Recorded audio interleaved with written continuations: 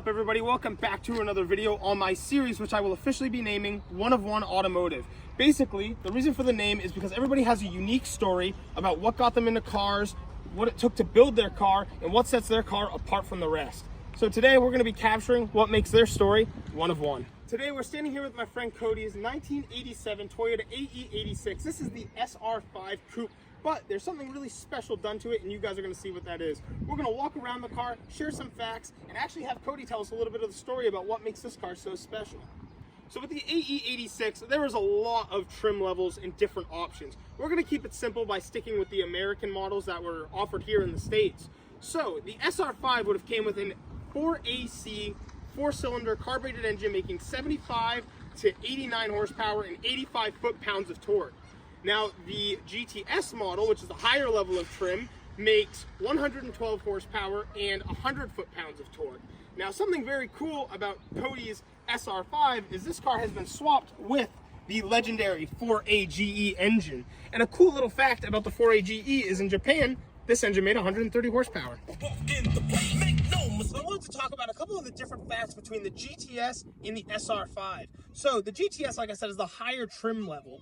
And the GTS would have came factory with 4-wheel disc brakes, but like I said, this is the SR5, so it does still have the drum brakes. The GTS also came with the factory option of a limited slip differential. Again, this is the SR5, so it has the open differential, but it has been welded. I believe the beginning intention of this build was to be a drift build in the previous owner's hand. And like I said, this car is no longer powered by the SR5's 4AC and now has the GTS 4AGE, which is just the biggest and coolest thing that sets these cars apart. So I'm going to hop behind the camera now and give you guys some cool facts about the Toyota AE86. This car was built from 1983 all the way over to 1987. One of the really cool things about this car is it's built on a lightweight chassis, so this car only weighs 2,300 pounds. Paired with the 4AGE, this car did 0 to 60 in 8.6 seconds with a top speed of 125 miles per hour. Now, one of the cool things about the AE86 is, you got to drive this car in Gran Turismo growing up, and most importantly, for anybody probably watching this, you have heard of Initial D, which is like a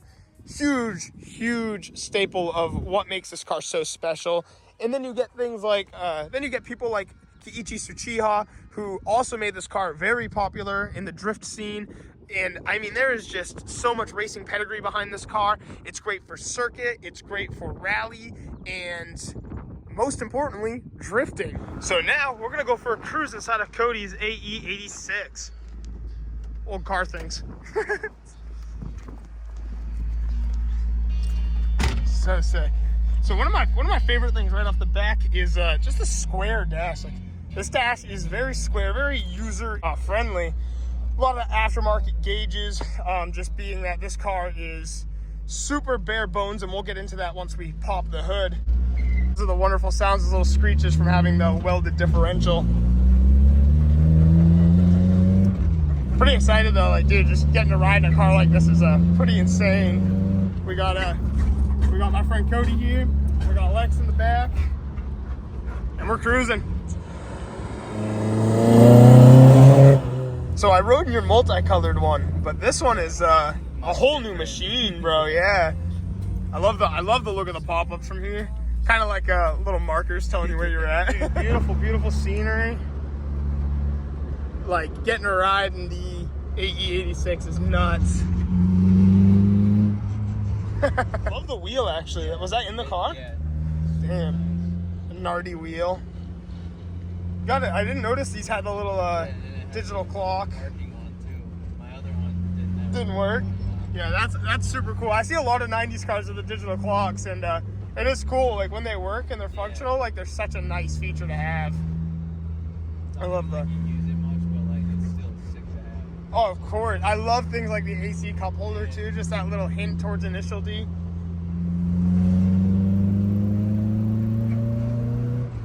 Damn. Okay. It's got a little pull. It does. Being like an older car and being like, this car was built to just be like Toyota's little compact sports car, really. One really funny thing is this car has a delete plate on this side and only one mirror. All right, guys, and now I'm standing here with my friend Cody, and he's going to give us a walk around on his beautiful 86. So thank you for having us here, man. And I just basically got to ask, what got you into cars? Like, why the AE86? I didn't know about the A6 for a few years, honestly, until I watched Initial D. And that's kind of what got me into them. I was searching around for a hatch originally. Most people would just settle for the coupe, but at this point, I think the coupe's way more sleek and like so much better. That's just my personal opinion. What really got me into cars was video games. My brother had a few enthusiast cars, games like Midnight Club, Forza Horizon, all that. They're just super fun playing those. So this isn't your first AE86 either. You actually, I met you because you started out with a Cressida. That was like the first car. And now you've upgraded to this, but tell us about your car before. I'll throw in some pictures. It's very flashy. It's a rainbow A6, another coupe. It's an SR5, just like this, but it had the 4AC in it. Not really much done to it. It had some Weber carbs on it. Same exact wheels. The engine kind of failed on me. It got crank clogged. Stuff happened. We swapped parts. That didn't work. So now it's just a rolling shell. I'm selling that to one of my homies. Showing you Cody's AE86 carbureted SR5, and it has a little bit of a history. It's got this beautiful chameleon paint scheme. It's blue, purple, a little bit of gold up at the top there. This car is the coupe. There is a hatch variant if you are unfamiliar with these cars. I mean, this is just a beautiful car. He's kept this thing so clean. Just wanted to show you this car right now. And a little bit of a special surprise later in this video, hopefully. Cody is currently looking at something a little bit upgraded. So I'll see you guys when that comes in. That one's gonna end up as a drift car, but the main purpose of getting this one, you know, being that not only is it just so clean, is because of the 4AGE, correct? Yep. You actually got to drive a hatch with the 4AGE, and that was just the biggest game changer. But no, man, I love it. Like, you just picked up this car, so we're a little early into it. When you got it, though, it had no interior either. It's fully gutted except for just a driver's seat, and I threw in my floor mats for my other one, a few trim pieces, my back seats, and a passenger seat. So sick. Now, I think one of the biggest things that we keep talking about is that 4A. Why don't we pop the hood and get into what makes this 4AG, you know, crazy? Like, what are some of the things done to it? All that fun stuff. Right off the back, I mean, we already love this. And just for the viewers, the 4AGE has an aluminum head made by Yamaha. And I'll let you take it from there, man. So the bike carbs are actually from a Yamaha YZ600R. They're paired with the NST engineering manifold to make that all possible. The vehicle basically runs off a few wires. We got the MSD coil right there, the distributor, and then the two MSD boxes that basically just run the whole brain for the ignition. whole vehicle. Yeah. So there's no ECU in this one anymore. It's all carbureted now. You know, just a nice, clean NA build. And I'm sure things like these carburetors make the engine sound very throaty. Very raw, throaty. I love the TRD cab too. That's such a nice little addition. It's lowered on some Fortune Auto coils, some Techno Toy tuning. Adjustable cam gears. Dude, so sick. Like we said, and it's got the Mishimoto radiator and electric fan. I'm sure even small things like just not having that mechanical fan in either makes such a difference. So much better. And it's got a HKS high power exhaust on it. This engine bay is super clean. Just like when I think of a Toyota AE86 and you open the hood, this is like exactly what you dream of seeing. So, dude, it's just so well done. It's also got MRP oil pan, which that causes some leaks.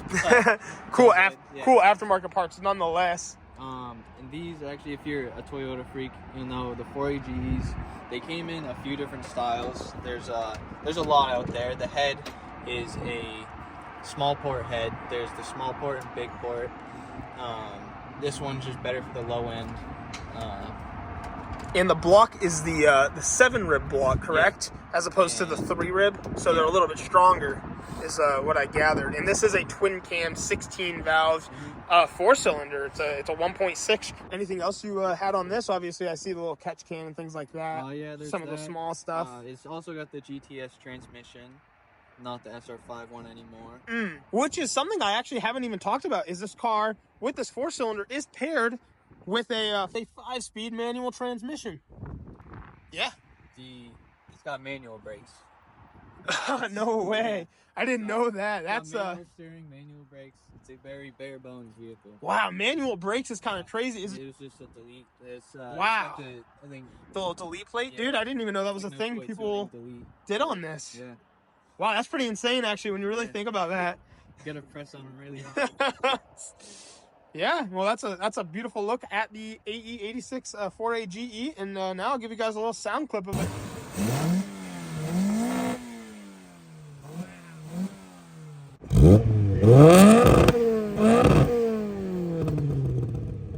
Fuel cell in the back. It's typical. I love Showing it. from the back. I don't know how much gas I have when I'm driving.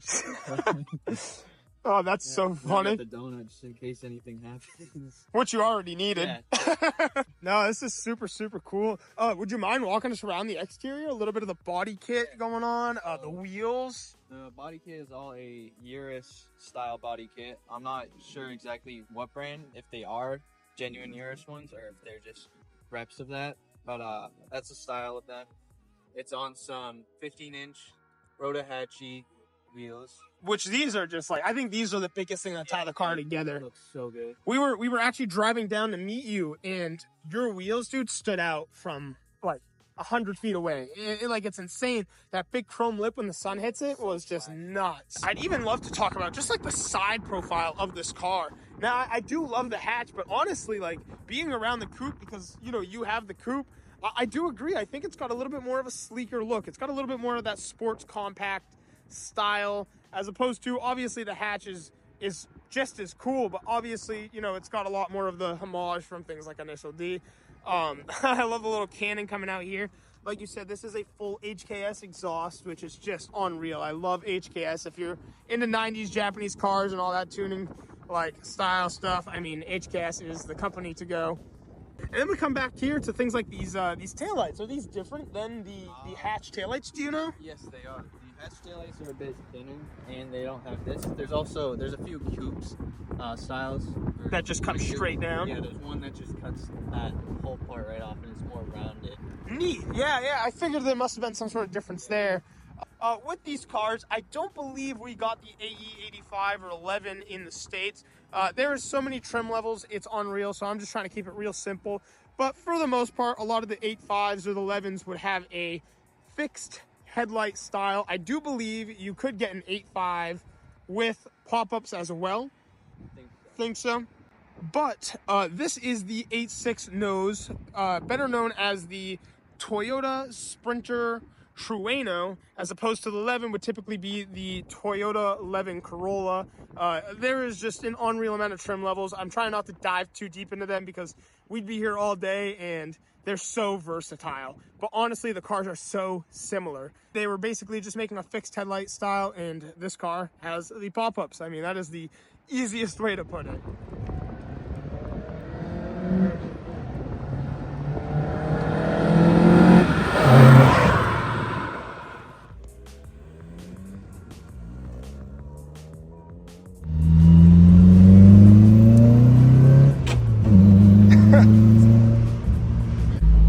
Okay, Cody, real question. This or that? This or that? That's so sick. That's so cool. I agree though.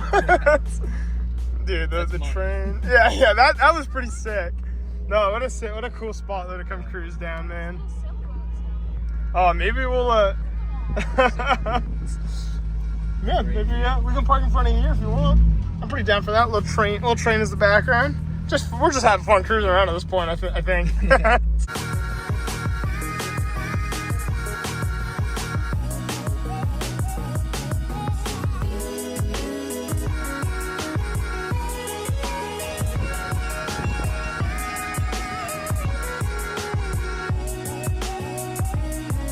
We're going to walk you around the car just a little bit more. I really wanted to dive into the interior at this point, but before I do that, a couple of things I wanted to note is I forgot to show you guys how wide this car is from factory. It is a small, compact sports coupe, but they did flare it out with these nice little like fender flares built into the body, just giving it a nice stance, a little bit of poke from factory even. Just cool to see. But we are going to talk with Cody now. He's going to walk us through some of the interior of the car. All right, guys, so we're going to dive into Cody's interior now. For the front seats, it's the it's mismatched SR5 seats, which looks a little funny, but I actually wouldn't have even noticed if it, in all honesty. like this one's a little darker. That's so funny. It's got the SR5 rear seats and everything. Got the fire extinguisher mounted. Yep. Mounted up to the side. Then it's got checkered floor mats to match the front, right in the back. Then for door cards. Yeah, let's dive into these door cards, because this is actually the first thing I noticed. I went to grab the door pull, and I was like, wait, what? So these are also, I think, Techno Toy Tuning, T3, whatever you want to call it. They make a ton of different walk-off plates and other things. Yeah, and one of the big thing I noticed is that it literally is stamped the AE86 on the door panel, which is pretty sick. Also T3 right there. It's flip-flops. It's weird like that. AC cup holder. Yeah, which is super cool. Like we said, that's a huge tribute to Initial D, realistically, and actually just in general gives you a cup holder. Yeah. It is nowhere else to really put anything. It is the manual transmission, like we stated, which is super sick. You do get things like you're seeing right now is the sunroof. Just a painted sunroof, goes right back. I like the chrome lip on there too. There's no speakers or anything, no radio. Oh, I didn't notice that until you said that, because it's all gutted for, obviously, performance aspect, but all the custom switches to get this thing started. And that's where the speakers would be, right there on the side. Man. That's basically all for that, other than the gauges. Which I do have to say, this car is very comfortable. Yeah. It's got the Nardi steering wheel. We got a dash mat. It's cracked, like typical old car things. And it is like, obviously the last owner deleted the radio, right? Yeah. But even this car in general came factory with the roll down windows, like as bare bones as they could get it. Yeah, because it was just a sports coupe that was meant to, have a lot less weight, be a little cheaper, easier to sell on the market. Pretty interesting vents. And is this the, what are these dials right here? So these are for the pop-ups. Obviously, they don't flip up and down. And then this is for the wipers, which also aren't hooked up. No one needs to know. No, but I was just curious, I wasn't sure which one of these were actually for the pop-ups. And yeah, dude, it's super cool. Just want to give you guys a good inside look at the car. Another interesting thing to note about the Toyota Corolla AE86 is that this car is the last generation of rear-wheel drive Corollas.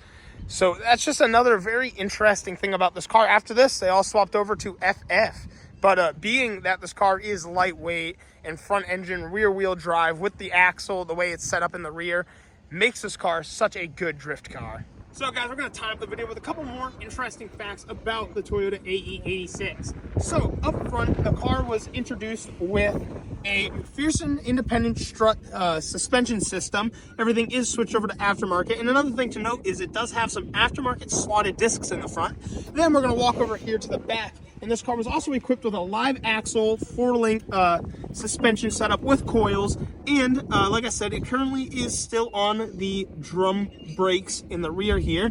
Now, a pretty cool thing about the Toyota AE86 is the SR5s cost about $9K brand new from factory. And the GTS models went for about $12K on the higher side. And today's market, you can pick these cars up for anywhere from $15,000 to $20,000 for like about a GTS model. Sometimes you can get into the SR5s for around 10, maybe a little under. And I mean, it's just crazy how the Toyota Corolla really held its value through all of that time. Another interesting fact is in Japan, or just world known, another nickname for the 86 is the Hachiroku, which is Japanese for 86. Another really unique feature that I really love about the body lines of the 86 is it has these two lines that go right up the hood, just a little detail. But then when you get to the trunk, the lines bump back out and finish off on the lid, which is, again, it's the small details, but when you look at the car like that, I mean, it just is what makes this car so beautiful. I'd like to thank you so much for checking out today's video. This is just a very small look at the world of the AE86. I wish I had a little bit better equipment to really do this car the justice it deserves. The 86 platform has inspired so many people. Like I said, whether you got into it from playing video games, or you got into it from watching Initial D, or watching Best Motoring and seeing the real Drift King himself tear it up in this kind of car. I mean, it is just such an experience to really be able to ride around in it. And I'd like to thank my friend Cody for having us to film the car, man. So we thank you, dude. And if you all want to see some more car content in the future, don't forget to like and subscribe. Peace out.